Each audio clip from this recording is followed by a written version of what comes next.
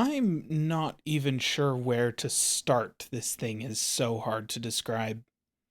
The Playdate is a gaming handheld developed by the perennially eclectic team at Panic, makers of your favorite FTP client for Mac and publishers of Firewatch and Untitled Goose Game. With hardware designed by teenage engineering, the Playdate is, simply put, uh. Listen, I've written and rewritten this paragraph probably a dozen times now. I've thought about the reviews I've seen, the use cases I can imagine, and my own personal experience with the Playdate quite extensively, and at the end of the day, there is no way to simply put anything about this device. Any way I describe it feels reductive, and you know what that means? That's right, it means we're about to try and put some nuance on the internet. Oh yeah, buckle up, kids, this is where we fly right off the rails. And honestly, that's probably a good place to start. With the rails. When I say handheld gaming, there's really two directions to go with it. We're either in mobile gaming land, where you're playing on some variation of a smartphone, or we're in portable console land, where up until the past couple of years you were playing on a Nintendo console of some sort. The Steam Deck sort of complicated that second category, basically demonstrating that the whole laptop hardware and a portable console chassis thing that GPD had been trying to get to fly for a decade was finally viable. But despite the fact that the Steam Deck and its Windows-powered kin are just a keyboard and mouse away from being a laptop, they fall into the portable console camp pretty neatly, as do devices that are designed to emulate older hardware like a Retro Boy. A portable device designed to emulate older consoles slots in pretty nicely as a portable console. So we've got two parallel tracks for handheld gaming on-the-go devices. The phone in your pocket, with its relatively restricted app marketplace, tiny footprint, and broad range of other stuff it'll do, and then we've got portable consoles with their dedicated control hardware and slight sacrifices in portability in service of their much narrower focus on providing a large catalog of generally just games.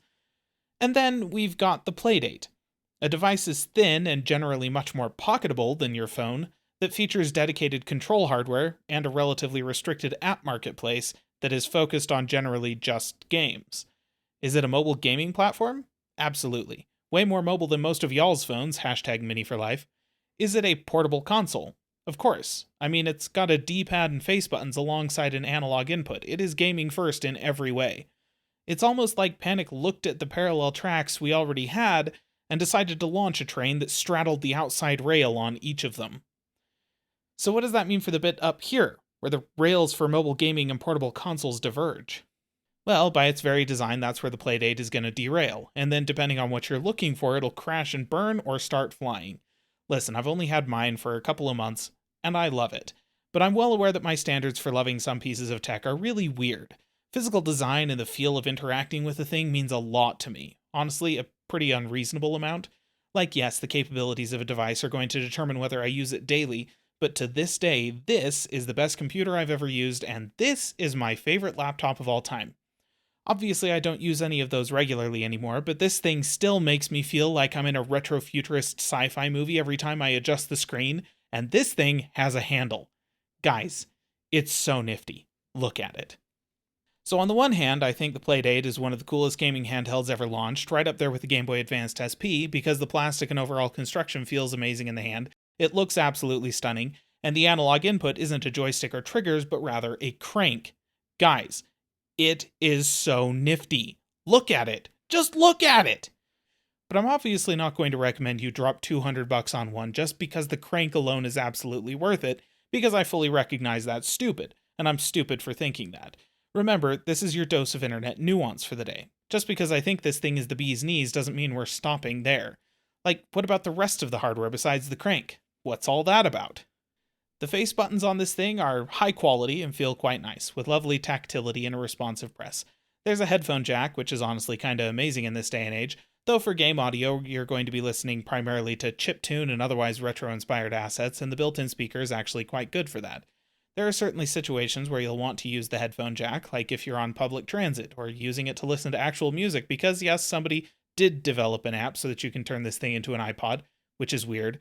But sitting on your couch playing games, headphones absolutely aren't necessary. There also appears to be a mic down here. For the life of me, I'm not sure why.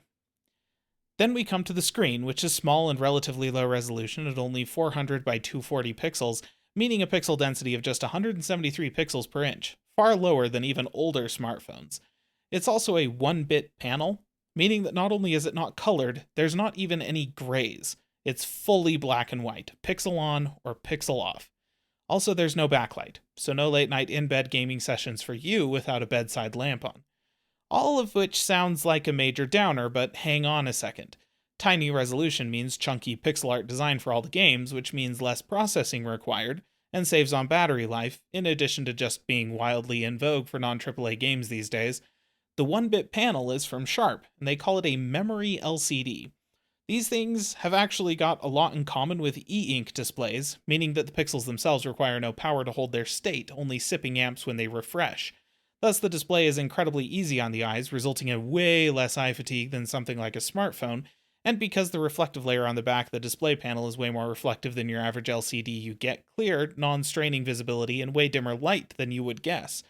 All of this combined also means that this device, which is half the size of the average smartphone, has a battery life in excess of 10 times as long. Seriously, with sporadic gameplay typically averaging out to about 30 minutes a day, my Playdate has gone a solid 10 days between charges. Also, it charges via USB-C, which makes it more advanced than most iPhones. So yes, there are compromises in the design, but every single one feels like it was deliberate and was made in order to enable some other awesome thing. The display compromises on visual fidelity and low light visibility to enable incredible battery life and virtually no eye strain. The crank compromises on the familiarity and ubiquity of a joystick to enable simply unmatched pocketability. The color compromises on in-school stealthiness to enable peerless adorability. Every part of this thing feels incredibly deliberate and very well thought through, though whether the end product is your cup of tea is going to be extremely divisive based on what you're looking for in a handheld gaming device. If you're looking for AAA, high-fidelity, online, or otherwise multiplayer-focused experiences, the Playdate is not and never claimed to be for you. Don't buy one. This device, due in part to the compromises forced by its design, but also due to a deliberate decision to emphasize a completely different gaming experience, is focused on visually simple, shorter duration, inherently single-player experiences. By its nature, it has inspired a wealth of games paying homage to some retro inspiration or another, but also by its nature, in particular the nature of the crank, it has inspired a series of games that, while familiar, expand on their inspirations with loving consideration. The Playdate is, itself, sort of an homage to a simpler time in gaming. I don't think it's by accident that it draws so many comparisons to the Game Boy, between its design and streetlight craving lack of a backlight, but one of the ways it harkens back to that era of gaming, at least to me, is in the simple design of the games themselves. The way you interface with handhelds like this necessitates a level of simplicity of design. Even with the addition of the crank, there's not much more to be done with the controls here than you could do in 1989. But the way that creative designers turn simple or restrictive controls into an engaging experience is among the best things in gaming.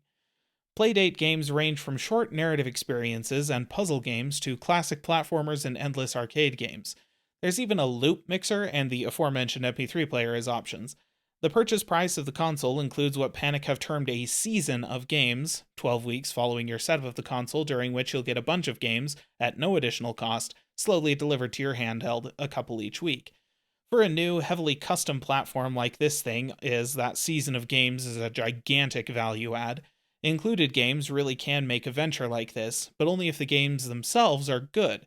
And for a device that is as polarizing in its ethos as the Playdate is, I suspect it won't come as a surprise that many of the games will likely also be polarizing. As is the nature of this sort of thing, they can't all be home runs for everybody, but for my part, there are quite a few of the first season games that I've really enjoyed. Executive Golf is a great little time waster that is equal parts fun and frustrating, perfect for pulling out and whacking a few balls around when you've got spare minutes. Casual Birder is a funny little isometric RPG that replaces Pokemon with Foul, perfect for quiet minutes between other activities. Whitewater Wipeout and Hyper Meteor are sweet little arcade games that integrate the crank beautifully to control surfing tricks or a tiny triangular spaceship for little bursts of high-octane fun. And Crankin's time-traveling adventure is a brilliant time-based puzzle platformer that pairs your momentary reactions with your memory in brief but challenging levels. The games are varied and interesting, spanning genres with differing levels of quirkiness. Some games have been built around the crank from the ground up, like Hypermeteor's flawless and perfectly natural-feeling integration of the thing as a control for your ship, while others integrated the crank as a secondary mechanic to the rest of the game, like Casual Birder's use of it to focus the camera. And there's even a few that barely even use the thing, like executive golf, where you can use the crank for fine control of your shot direction, sure, but the D-pad works just as well. That said, you may have noticed that there is one thing that all the games have in common: a few spare minutes, short bursts of action, brief but challenging levels. Games on the Playdate, and heck, even the Playdate itself, are really focused on the liminal space in your daily schedule. 30 minutes on the bus here, a quarter of an hour waiting for your dinner to cook there, the last couple of minutes before you turn off your bedside lamp at the end of the day. The games are wonderful to play in short bursts, and the Playdate's combination of size and battery encourages you to play them like that. But I hear you now, viewer. If this thing is a handheld console designed to fill the gaps between other activities in my schedule, what actually differentiates it from my phone? It's a valid question, and I suppose the answer is going to depend on how you use your phone to fill those gaps already. If you pull out your phone on your commute exclusively to kill time, then honestly I suspect the Playdate wouldn't feel any different to you at all. TikTok, Instagram, or doom scrolling on the platform formerly known as Twitter is going to continue to be a much easier way to kill that time, and it has the advantage of coming pre-integrated with your mobile communication platform of choice. Most mobile games on your phone are designed around that expectation. In general, they don't require any more actual thought than doom scrolling, and they function simply as a colorful way to shut your brain off and ignore the gnawing unease and growing tension of living the life you live. But say you're the type who pulls out their phone on the train because you want to experience something.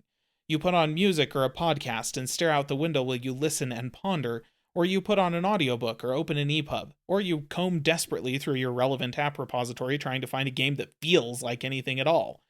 You don't want to turn your brain off, but you'd also prefer for it to be somewhere other than the bus up to campus for a 7:30 class.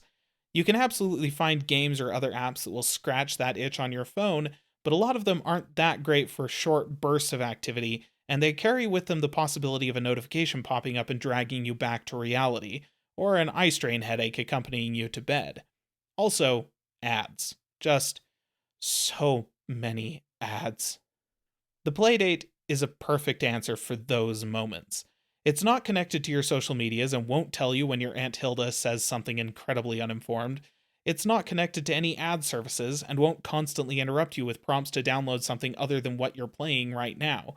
And, as previously stated, it won't strain your eyes. It will just let you play fun, unique little games in whatever time you've got, whenever and wherever that might be.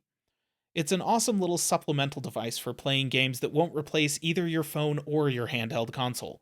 It's not either of those things, while somehow also being both.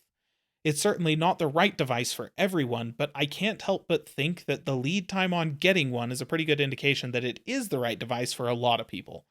I have a really hard time recommending it, but I have no regrets over getting one myself. The Playdate is the sort of highly targeted experience I wish we had more of in the modern AAA games industry. I love it. If I'm lucky, I've described owning one well enough for you to have some idea of whether you would love it as well. If not, well, I'm sorry. It's kind of a difficult thing to describe.